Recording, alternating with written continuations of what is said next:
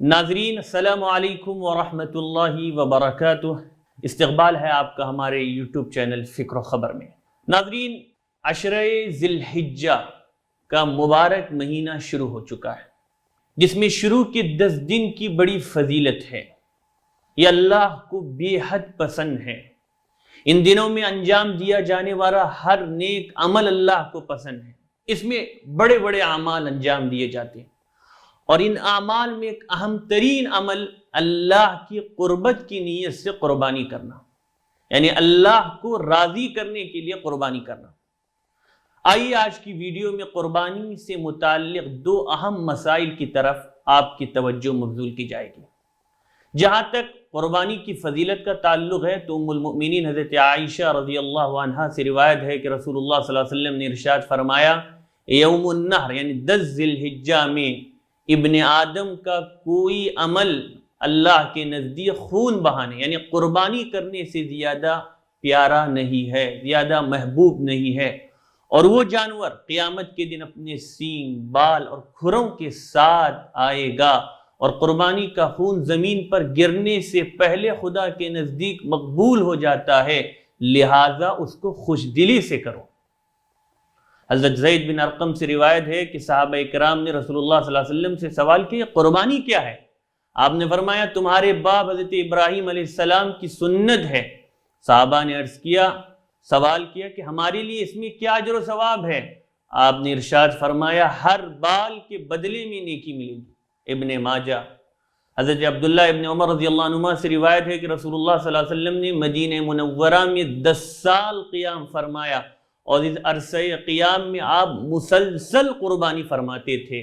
ترمذی شریف، یعنی 10 سال آپ نے مسلسل قربانی کی۔ دوسری طرف طاقت کے باوجود قربانی نہ کرنے والوں کے لیے دھمکی دیتے ہوئے سیدنا محمد الرسول اللہ صلی اللہ علیہ وسلم نے فرمایا، حضرت ابو ہریرہ روایت کرتے ہیں کہ جس شخص میں قربانی کی طاقت ہو پھر بھی وہ قربانی نہ کرے تو ایسا شخص ہماری عیدگاہ میں حاضر نہ ہو۔ مسند احمد ابن ماجہ۔ قربانی کے حکم میں علماء کے درمیان اختلاف پایا جاتا ہے۔ قربانی کا حکم کیا ہے؟ سنت ہے، فرض ہے، واجب ہے؟ تو امام ابو حنیفہ رحمۃ اللہ علیہ کے نزدیک قربانی واجب ہے، اور ان کے علاوہ بقیہ دوسرے ائمہ اور جمہور اہل علم کے نزدیک سنت مؤکدہ ہے۔ ناظرین، قربانی کے سلسلے میں لوگوں میں بڑی غلط فہمی یہ پائی جاتی ہے کہ لوگ یہ سمجھتے ہیں کہ اگر ہم مالدار ہوں تبھی ہم کو قربانی کا حکم ہے۔ یہ بات درست نہیں۔ ہم مکلف ہیں، جتنا ہم کر سکتے ہیں اتنا کریں۔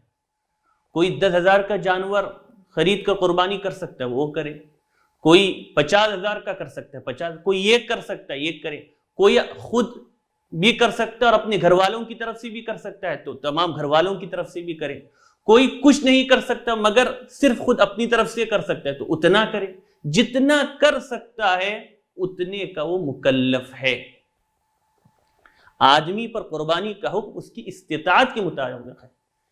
جب ہم رحمت دو عالم صلی اللہ علیہ وسلم کی زندگی پر نظر دوڑاتے ہیں تو حج کے موقع پر آپ نے 100 اونٹوں کی قربانی کی۔ ایک طرف آپ کا یہ عمل ہے۔ کبھی آپ صلی اللہ علیہ وسلم نے ایک میڈھا منگوایا اور اس کو ذبح کرتے وقت فرمایا، اے اللہ اسے محمد، آل محمد اور امت محمدیہ کی طرف سے قبول فرما۔ کبھی کسی صحابی کو 7 بکرے ذبح کرنے کا حکم دیا، جیسا کہ حضرت ابن عباس رضی اللہ عنہما سے مروی ہے کہ ایک شخص خدمت میں حاضر ہوا، عرض کیا، میں اونٹ پر قربانی کرنا چاہتا ہوں اور اس کی طاقت بھی رکھتا ہوں مگر اونٹ نہیں مل رہا ہے۔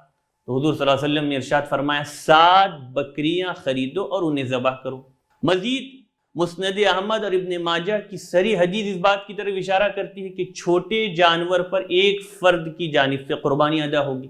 تو مختلف احادیث اس مد نظر رکھتے ہوئے علماء فرماتے ہیں کہ ہر صاحب استطاعت کے لیے قربانی کا حکم ہے۔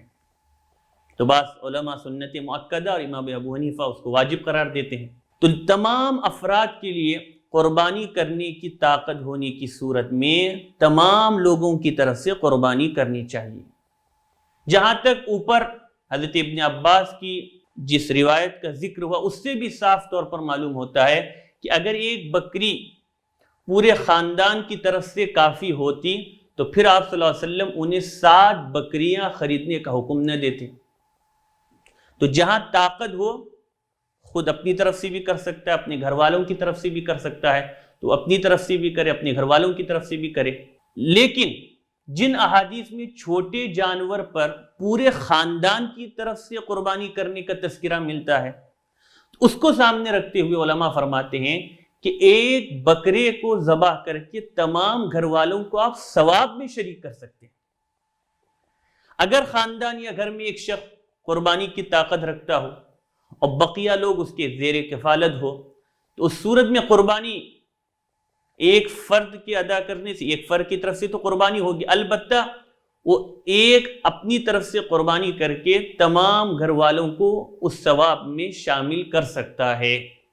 جیسا کہ اس کو کہہ سکتے ہیں ہم سنت علی الکفایہ، یعنی سنت سب کے لیے ہے لیکن چونکہ سب نہیں کر سکتے، ایک ہی آدمی کر سکتا ہے، تو ایک آدمی نے سنت ادا کی انشاءاللہ سب کی طرف سے ادا ہو جائے گی۔ جیسے کہ نماز جنازہ چند افراد کے ادا کرنے سے سب کی طرف سے ادا ہو جاتی ہے۔ لیکن مزید اس سلسلے میں اس بات کو واضح کرنا چاہتا ہوں کہ اگر کسی خاندان میں ایک سے زائد افراد قربانی کی طاقت رکھتے ہوں تو ان کے لیے الگ الگ قربانی کرنی چاہیے، اور یہی ان کے لیے بہتر اور افضل ہے۔ اور اگر کسی گھر میں صرف ایک فرد کی طرف سے قربانی کرنے کی طاقت ہے تو وہ قربانی کرے اور پورے گھر والوں کو ثواب میں شریک کرے، انشاءاللہ ثواب بھی ملے گا اور قربانی کا مطالبہ بھی ساقط ہوگا۔ دوسرا اہم مسئلہ یہ ہے کہ اگر کسی کے ذمے قرض ہو تو اس کے لیے قربانی کا کیا حکم ہے؟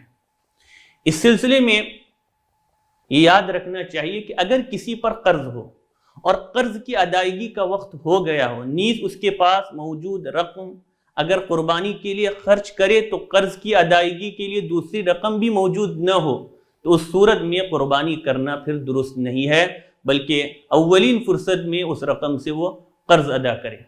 لیکن ہاں اگر قرض کی ادائیگی کا کوئی معقول نظم موجود ہو یا فرض متعینہ وقت کے اندر ممکن ہو، مثال کے طور پر اس نے آپ کے لیے وقت دیا ہے 1 سال کے بعد ادا کرو، آپ آرام سے 1 سال کے بعد ادا کر سکتے ہوں، تو پھر قرض کی اس رقم سے قربانی کرنی چاہیے۔ اس رقم سے قربانی کرنے میں کوئی حرج نہیں، بلکہ قربانی کریں اور پھر جتنی جلد ہو سکے قرض کی رقم وہ ادا کریں۔ اور یہ بات بھی اس مسئلے سے واضح ہو جاتی ہے کہ امام ابو حنیفہ رحمۃ اللہ علیہ کے علاوہ تمام ائمہ کے نزدیک تو قربانی سنت ہے اور قرض یہ فرض ہے، اور جہاں فرض و سنت کا ٹکراؤ ہو وہاں فرض کو مقدم کیا جائے۔ اتنی سمجھ اور شعور ہمارے اندر ہونا چاہیے کہ جہاں سنت اور فرض کا ٹکراؤ ہو وہاں ہم فرض کو مقدم کریں۔ بہت سے لوگ ہیں جن پر قرض باقی ہے، لاکھوں کے مقروض ہیں، اور ان کو اپنے قرض ادا کرنے کی کوئی فکر نہیں ہوتی، اور بڑے بڑے جانور لاکھوں روپے دے کر خرید کر وہ قربانی کرتے ہیں، جس سے اس بات کا پتہ چلتا ہے کہ انہیں فرق معلوم نہیں ہے کہ کون سا عمل پہلے ہونا چاہیے۔ اللہ تعالی ہم سب کو اخلاص کے ساتھ اس عمل کو انجام دینے کی توفیق عطا فرمائے۔